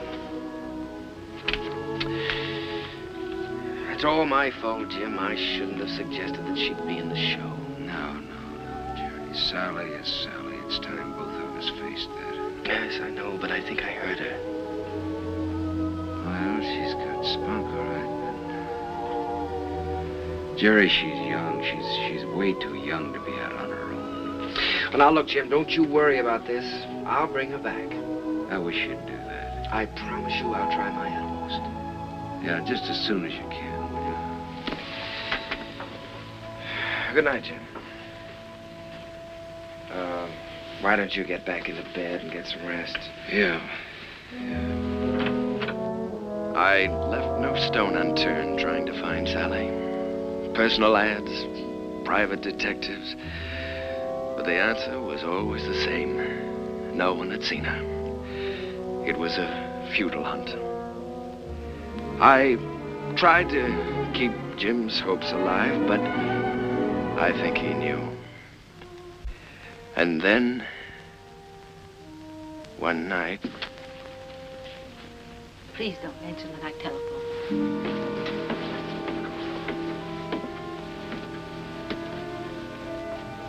I think, Mr. Kern, you'd better go up right away. He's been asking for you.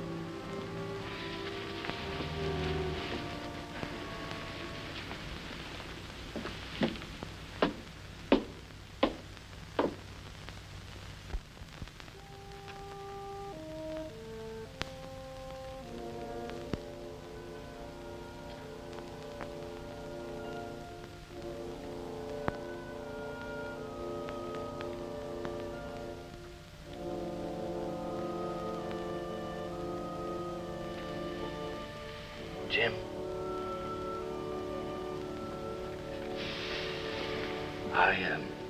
I was just driving by. I thought I'd drop in and say hello. Yeah. You forget I've known you a long time. Feeling better, aren't you?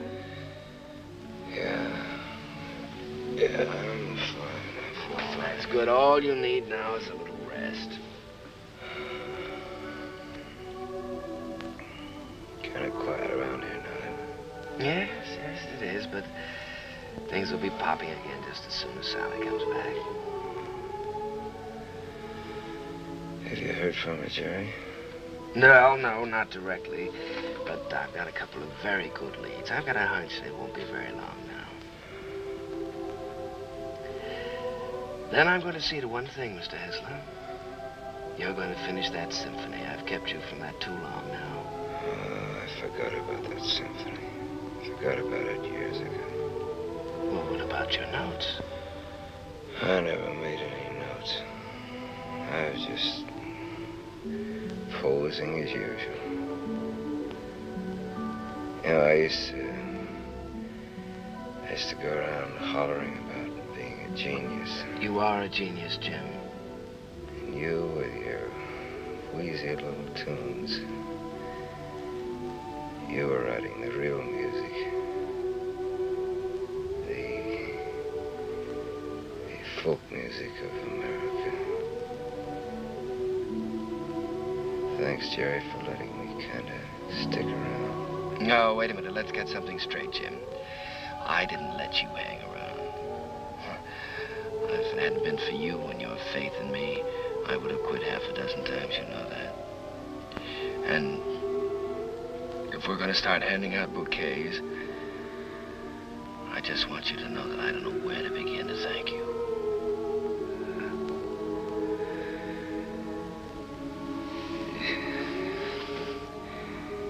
You're a great man, Jerry.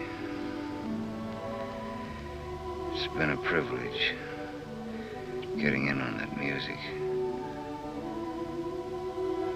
It's been a lot of fun with you. Now, let's not talk that way, Jim. In a couple of weeks, you'll be back at that piano screaming for more and more brass. Ah, Jerry. This looks like the time for strings. Jerry, if I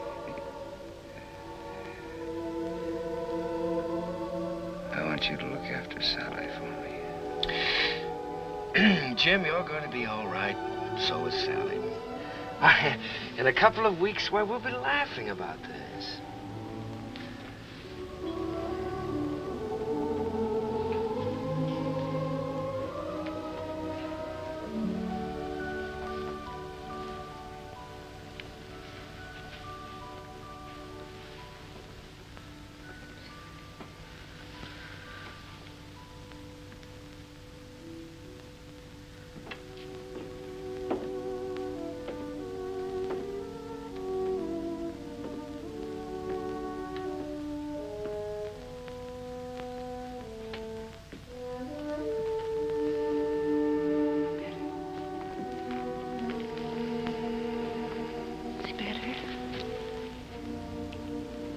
If I made some coffee.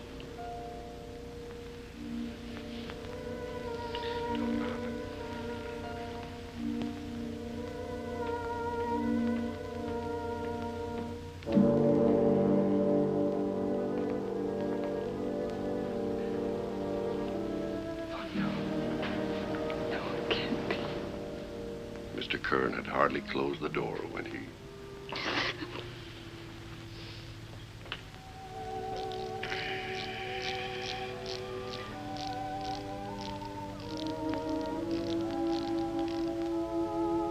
I was completely lost, completely helpless.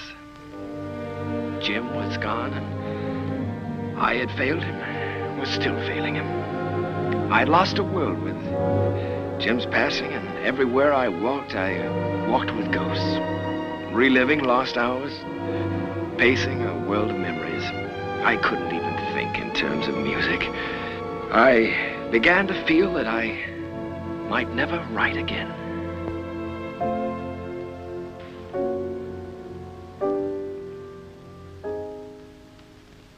How long has this been going on? For weeks, Oscar. Ever since Jim died. He's a score to write, and he hasn't done one song. Well, that certainly doesn't sound like Jerry. He seems to have completely lost heart. Have you had any word of Sally? No, but he has every friend he ever had in show business looking. Well, don't worry about it. She'll turn up. It's Jerry I'm worried most about. You know, Oscar, I believe he's beginning to think he he can't write music anymore. It's heartbreaking to watch him. Well, I have a book here I'd like him to take a look at. I've been commissioned to adapt it and write the lyrics, and I think Jerry's the man to do the music. I don't think he'll do it, Oscar. Well, that's hard to believe. There's never been a time as long as I've known Jerry when you couldn't excite him with a good story. There's never been a time in his life like this. But you can try, and I'll tell him you're here.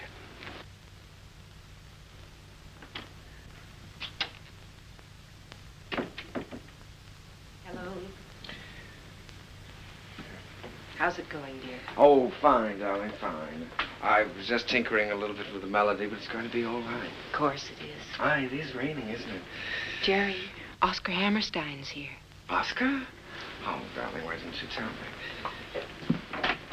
Oscar, come in. Hello, Jerry. My goodness, it's good to see you. Won't you sit down?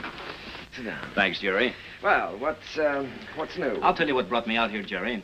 I came across a novel that I think's going to make a great show. Now, if you'll do the music, I'd like to do the book. Oscar, I'd love to. I really would, but, I have so many commitments right now that I don't think it wouldn't be fair to you or anyone concerned. Suppose I leave the book with you and you glance through it when you have time. Oh, it's no use, Oscar. Well, I'll leave it anyhow. See you next week. Won't you stay for dinner? I'd certainly like to, but I have to get back to town. Bye, Eve. I'll see you to the door, Oscar. Bye. Bye.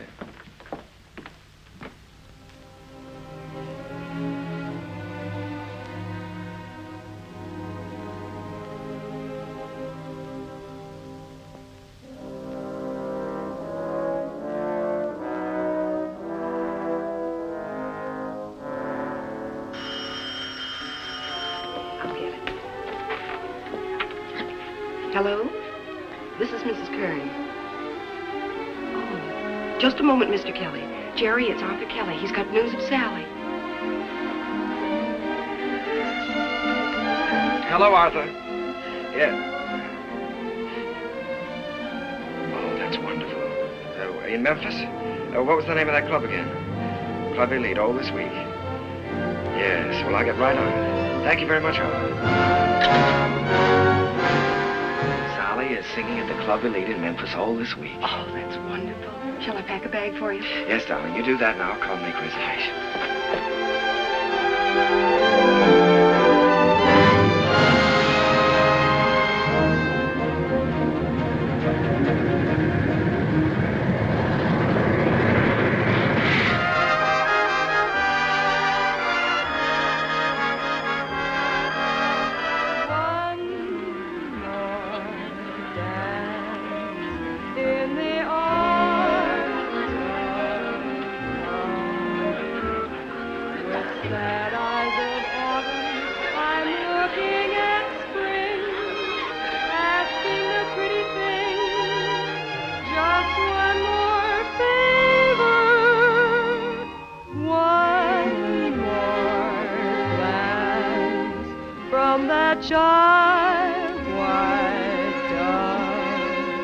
One more night, if you will.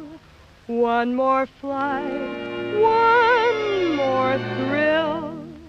One more dance, if you will, with me.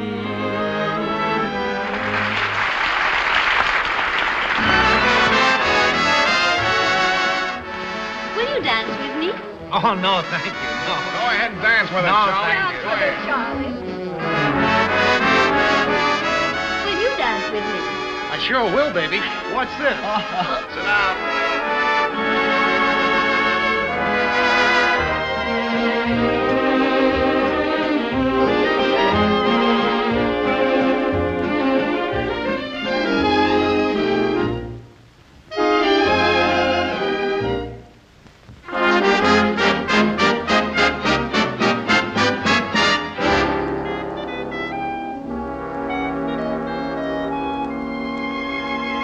Think of what you're losing by constantly refusing to dance with me. You'd be the idol of France with me, and yet you stand there and shake your foolish head dramatically.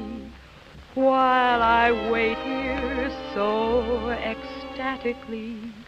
You just look and say emphatically, not this season, there's a reason. I won't dance, don't ask me. I won't dance, don't ask me. I won't dance, madame, with you. My heart won't let my feet do things they should do. You know what? You're lovely. So what? I'm lovely. But oh, what you do to me. I'm like an ocean wave that's bumped on the shore. I feel so absolutely stumped on the floor. When you dance, you're charming and you're gentle, especially when you do the continental. But this feeling isn't purely mental, for heaven rest us, not asbestos. And that's why I won't dance. Why should I? I won't dance. How could I? I won't dance. Merci beaucoup. I know that music leads the way to romance. So if I hold you in my arms, I won't dance.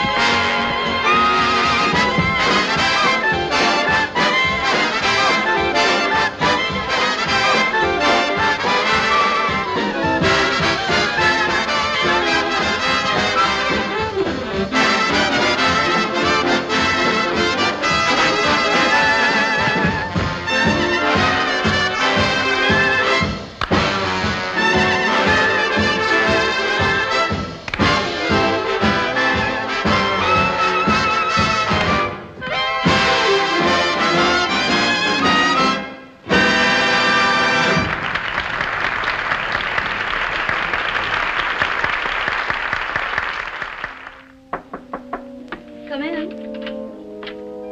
Sally. Uncle Jerry. Oh, Uncle Jerry, I'm so glad to see you. What are you doing here? Well, I was out front watching the show. Did you see what we did to your number? Yes. I bet you'd like to show me. Not at all. As a matter of fact, I liked it. I wish that some of the people who think my music is highbrow could have seen it. I'm so excited, I don't know what to do. You look wonderful, Uncle Jerry. More handsome than ever. How's Aunt Eva? Oh, she's fine. But of course she misses you. Oh, I miss her, too. I miss you both. Is she with you? You haven't told me yet what you're doing here. No, your Aunt Eva's in New York. And I'm here because somebody told me I could find you here. I've been looking for you for a long time now, Sally. Oh, Uncle Jerry, you shouldn't have bothered. I'm all right. Oh, I'm sure you are, but I promised your father I'd look after you. Sally, I want you to come back to New York with me. I can't, Uncle Jerry. I'd like to, but I can't. When I heard about my father, I never realized he was so ill, Uncle Jerry. You know I never would have left him. I know that, Sally. When I heard about him, it was as though someone had forced me to look into the mirror for the first time. I loved him very much, and I knew I'd broken his heart.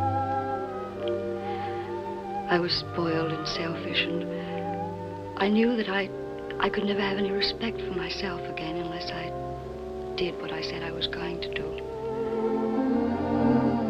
So you see, I can't go back right now.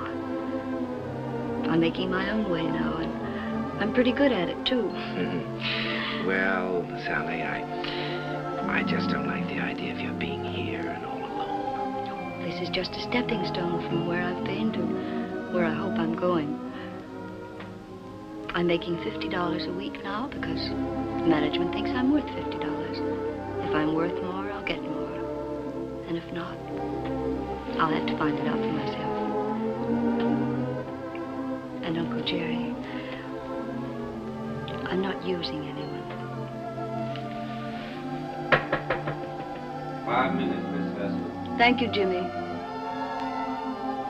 You understand, don't you, Uncle Jerry?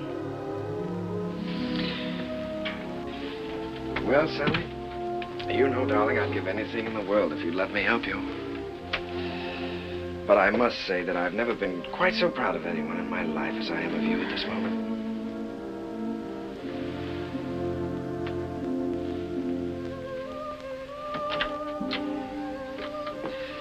Good luck, darling.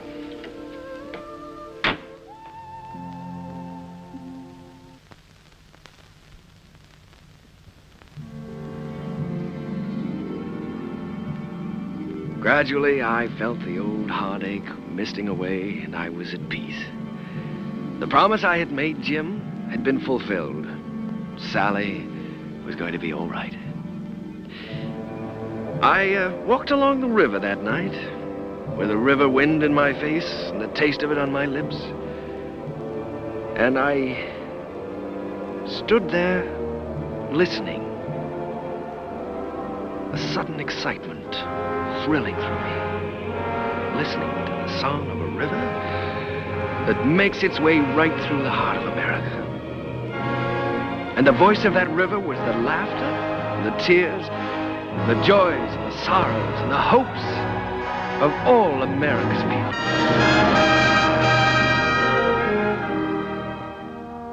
Well, Joe, that's my story. It's too bad Mr. Hessler couldn't have been there tonight, Mr. Kane. Oh, he was there, Joe. He'll always be a part of any music I ever write. Whatever happened to Miss Sally? Well, I don't know exactly. She's on her own now. Maybe I'm just getting tired of something, but ever since Jim's been gone, I feel like everything is sort of ending for me. Maybe my music is ending too, Joe. Ending? After that show tonight? Hey, I gotta get you back to the Waldorf. You got some vows to take.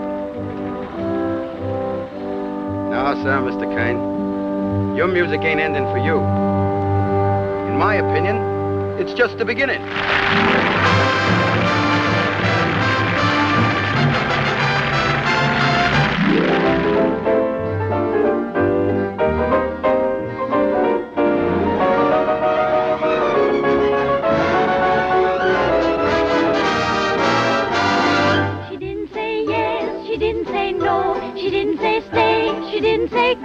She wasn't so sure that he'd be good. She wasn't even sure that she'd be good. So what did she do? I leave it to you. She did just what you do.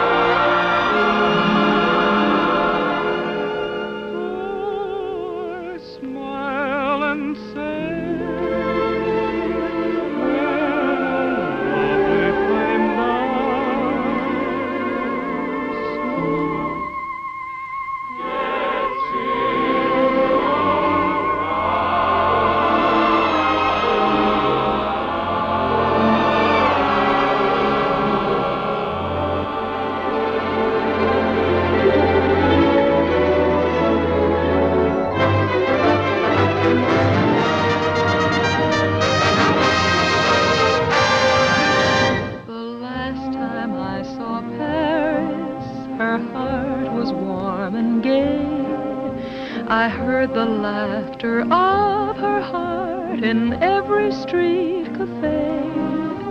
The last time I saw Paris, her trees were dressed for spring, and lovers walked beneath those trees, and birds found songs to sing. I dodged the same old taxi cabs that I had dodged for years. The chorus of their squeaky horns was music to my ears. The last time I saw Paris, her heart was warm and gay. No matter how they change her, I'll remember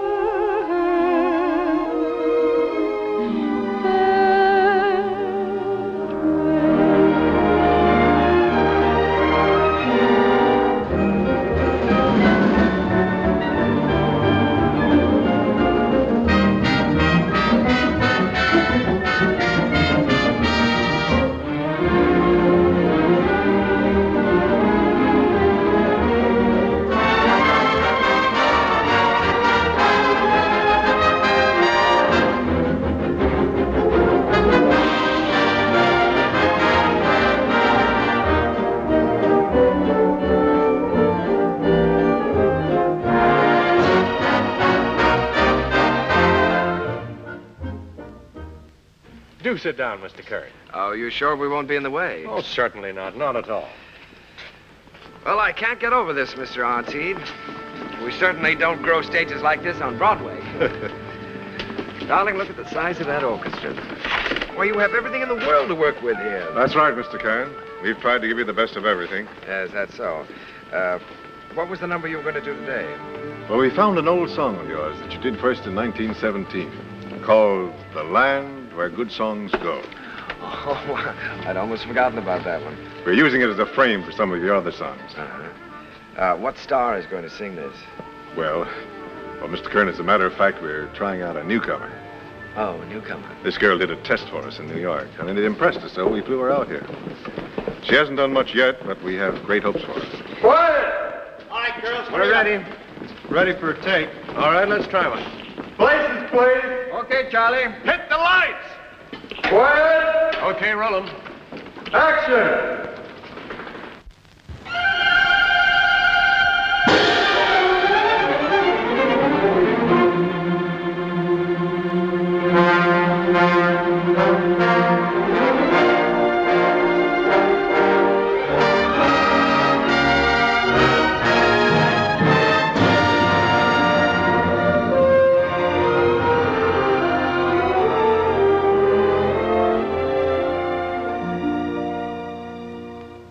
It's a land of flowers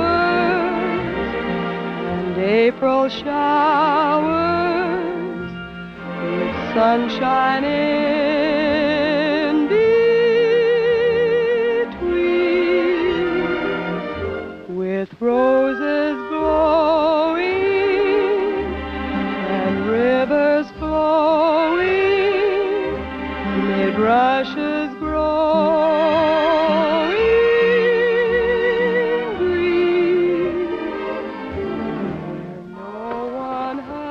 Like her, Mr. Kern? Like her? I love her. I'd rather hear her sing one of my songs than anyone else in the world. Wouldn't you either? And I wish someday I could find my way to the land where the good songs go.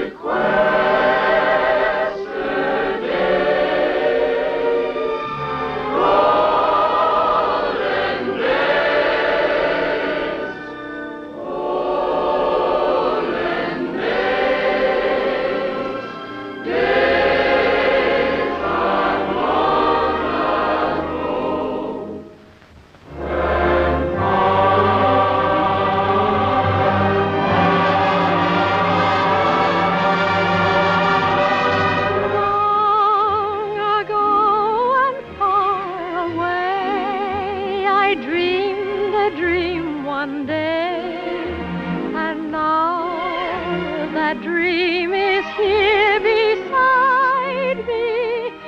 Just one more gang that I knew, that all I longed for long ago was you.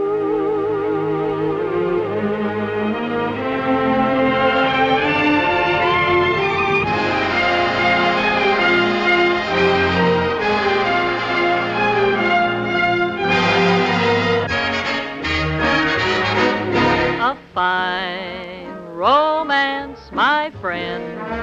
This is a fine romance with no kisses. I might as well play bridge with my old maid, and I haven't got a chance. This is a fine romance.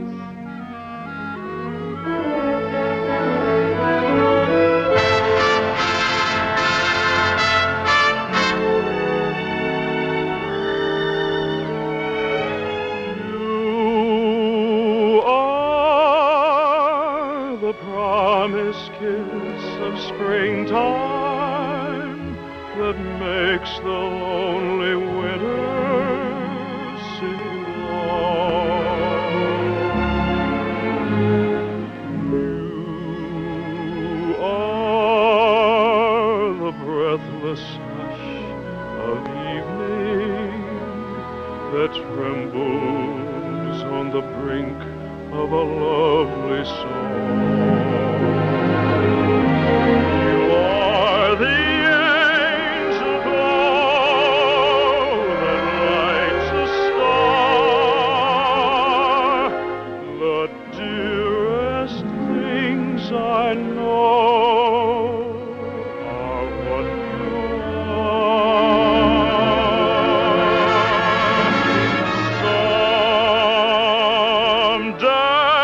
Someday my happy arms will hold you, and someday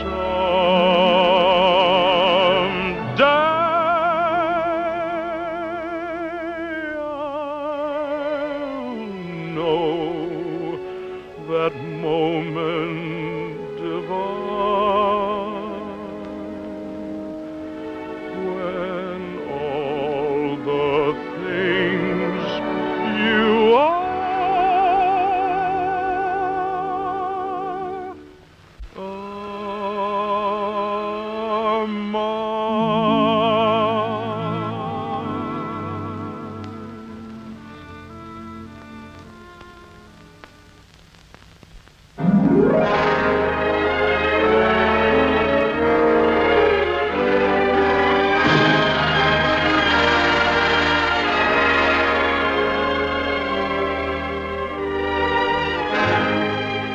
Why was I born?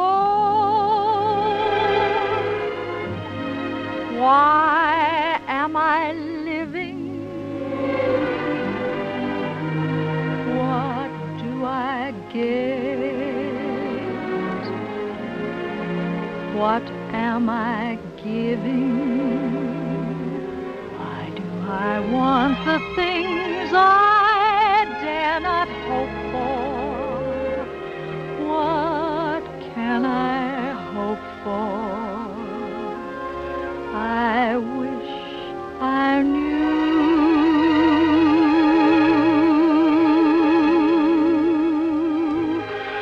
Why do I try to draw you near me? Why do I cry? You never hear me. I'm a poor fool, but what can I do?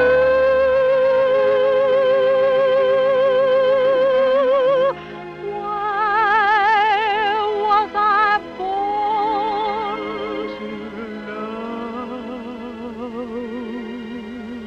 love you?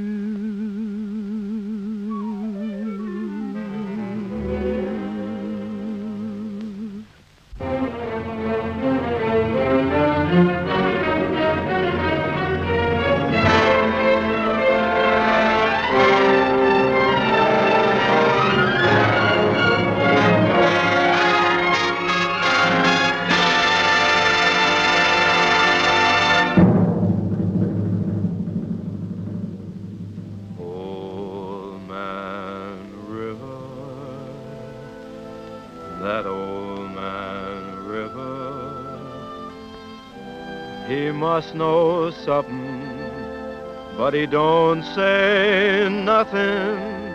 He just keeps rolling. He keeps on rolling along.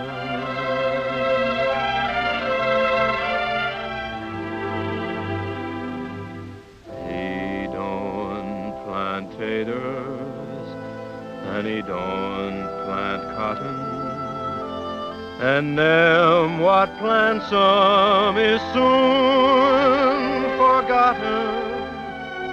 But Old Man River just keeps rolling along.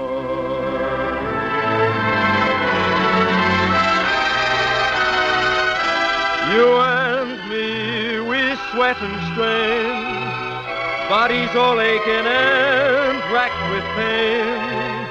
Tote that bar, lift that bell, you get a little drunk, and you land in jail.